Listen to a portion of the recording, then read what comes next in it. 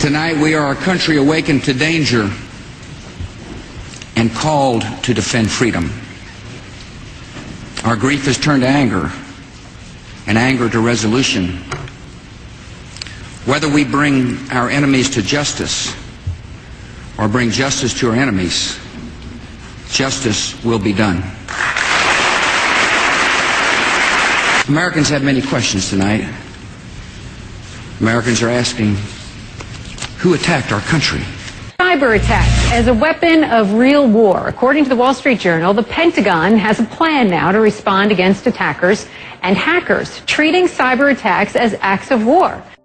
The Obama administration is declaring war on cyber thieves, specifically the Chinese government, after a report linked it to a sophisticated cyber espionage campaign. There's no question about it that cyber warfare, cyber attacks, cyber theft are absolutely the future. Or the present. A new report from Mandiant, an internet security firm, says a Chinese military unit is responsible for cyber espionage operations in the U.S. and Canada. Fox News reports, quote, the White House is considering fines and other trade penalties against China or any other country guilty of cyber attacks. We were just talking about cybersecurity moments ago, and General Keith Alexander is the man that leads the U.S. Cyber Command and the National Security Agency. And just yesterday, he told the U.S. Armed Services Committee that by 2015, 40 online support teams will be ready for action. 13 of those units will be designed or designated rather to attack other countries.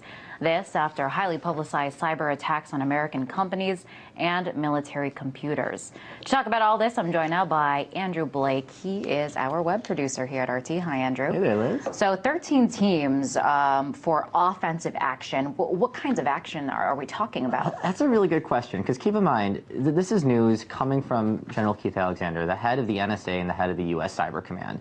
The NSA is the same agency that won't even tell Americans if they're being spied on. They won't even admit how many Americans they're spying on. They're one of the most secret organizations within the United States government. So we're not actually hearing a lot about what they're doing. And on top of that layer of secrecy, what we know about the U.S. cyber offense attacks goes back to an executive order, not the cybersecurity executive order, but a policy directive signed by Obama last year, Presidential Policy Directive number 20, actually. And it's been a few months, and it still remains classified. And we really don't know what it says, other than what we learned from a Washington Post report a few months ago that said it's the most aggressive cybersecurity directive ever signed by a president. So we know that the United States can and likely will do whatever they can, and they have now soon 40 teams that are going to be doing this for them, 13 offensive, 27 defensive ones.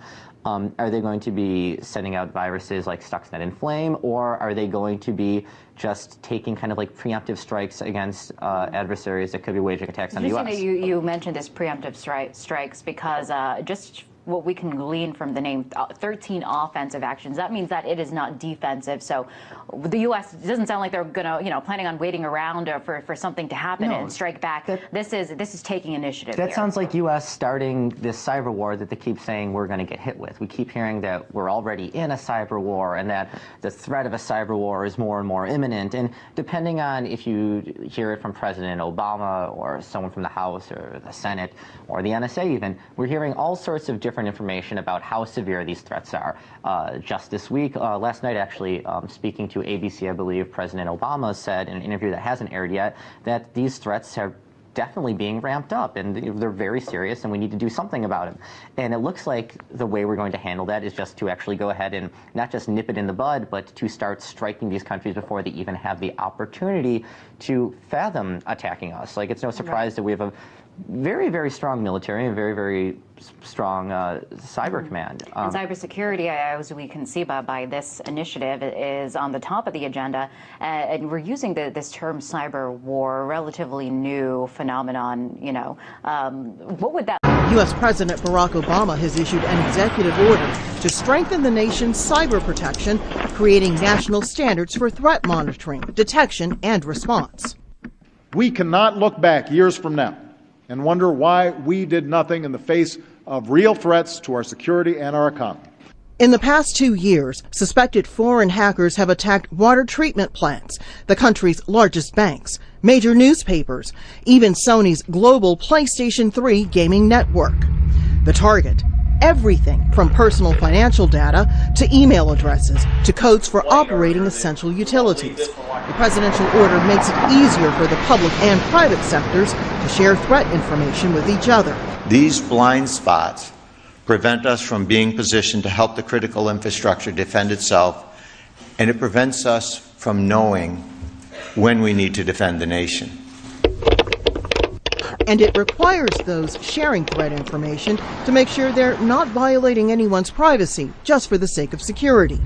An expert on cyber threats calls this last requirement a smart one. But what is lost if you don't have legislation is this sense of a buy-in from all the relevant parties, including the privacy advocates. The president's order is meant to coordinate protection of everything, from the country's power grid to the national defense system. Now, the White House says this is just the first step. It wants Congress to pass laws that would mandate information sharing between the public and private sectors. Well, the U.S. and China aren't just sizing up to each other militarily. The two powers are also moving closer to a digital war after Barack Obama promised Beijing tough talk over alleged cyber attacks. So that's as the U.S. military is creating special units to launch offensives in cyberspace in response to further attacks. RT's Alexei Yarashevsky reports on this digital conflict buildup. A bigger threat than Al-Qaeda. This is how Washington officials now describe alleged cyber attacks coming from China. U.S. top intelligence officials now rank the threat of computer-launched foreign assaults higher than terrorism, transnational organized crime and weapons of mass destruction for the first time since 9/11. Washington has long accused China of stealing military secrets and intellectual property, from hacking President Obama's Facebook page to cyber attacks against U.S. flagship media like the New York Times. But a recent U.S. Congress report warns of going beyond online vandalism. Chinese penetration of defense systems threaten the U.S. military's readiness and ability to operate, it said. That could include U.S. satellites, weapons, targeting systems, navigation computers, and many more. But are the Chinese really the aggressors here, as Washington wants everyone to believe? And is the United States really an innocent victim?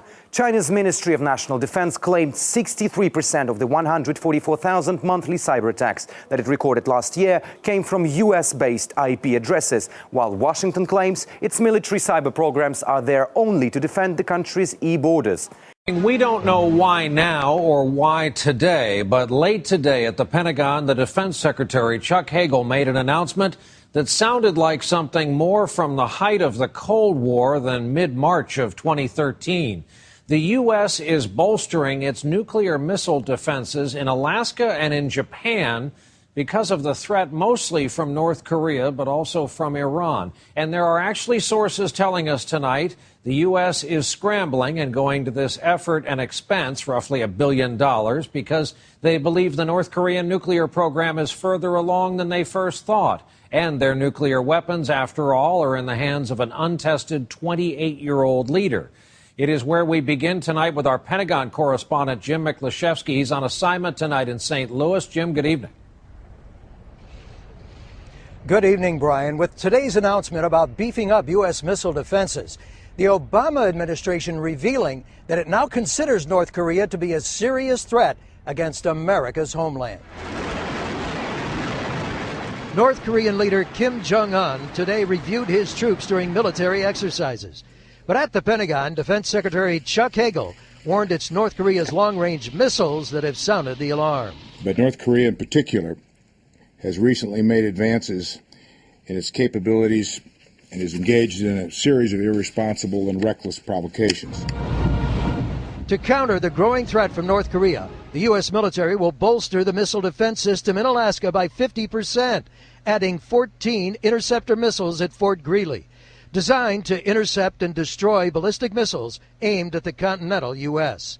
The U.S. military will also install an additional high-powered radar in Japan to improve early warning capabilities. But why the deep concern now? Remarkably, it ramped up last April during this military parade through the streets of Pyongyang. U.S. intelligence was shocked to see what appeared to be long-range ballistic missiles that can be fired from mobile launchers with the capability of reaching the U.S. armed with a nuclear warhead.